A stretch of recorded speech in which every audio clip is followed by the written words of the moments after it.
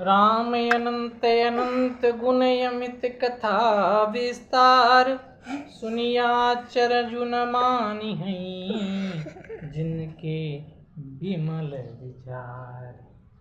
श्री रामचंद्र जी अनंत हैं, उनके गुण भी अनंत हैं और उनकी कथाओं का विस्तार भी असीम है।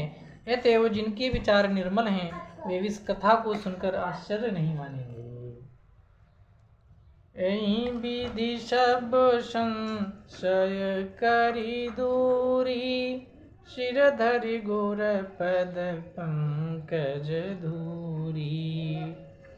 उनि सब ही विनयं कर जोरी, करत कथा जहि लागिन खोरी।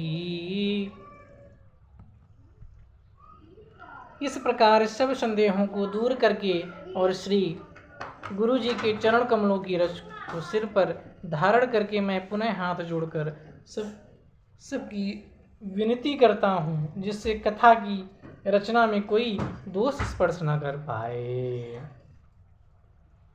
सादर शिवहि नाथ अब माथा, बरनहुँ बिसद राम गुण गाथा।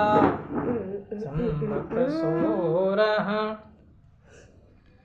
से 31 करहूँ कथा हरि, पद धरि सीसा। अब मैं आदरपूर्वक श्री शिव जी को सिर नवाकर श्री रामचंद्र जी के गुणों की निर्मल कथा कहता हूँ। श्री हरि के चरणों में शीश रखकर संवत फिर क्या होता है? 331 में इस कथा का आरंभ करता हूँ। देवी पूजी पद कमल तुम्हारे, शूर नर मुनि सब होई सुखारे।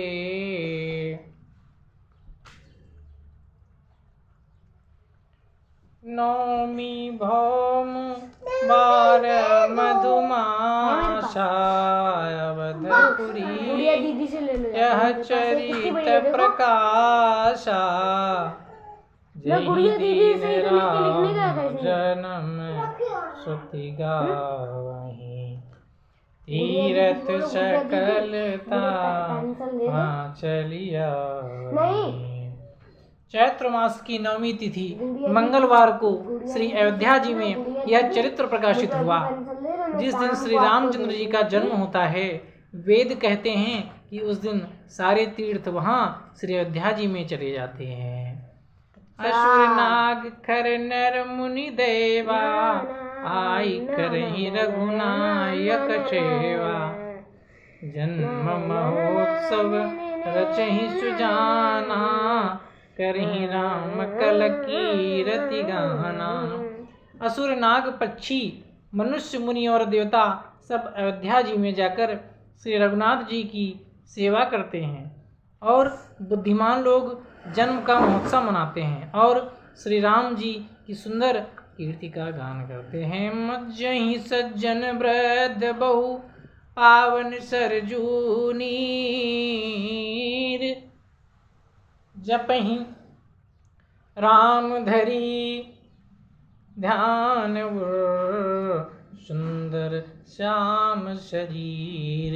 सज्जनों के बहुत से समूह उस दिन श्री सरजू जी के पवित्र जल में स्नान करते हैं और हृदय सुंदर श्याम शरीर श्री रघुनाथ जी का ध्यान करके उनके नाम का जप करते हैं। देवी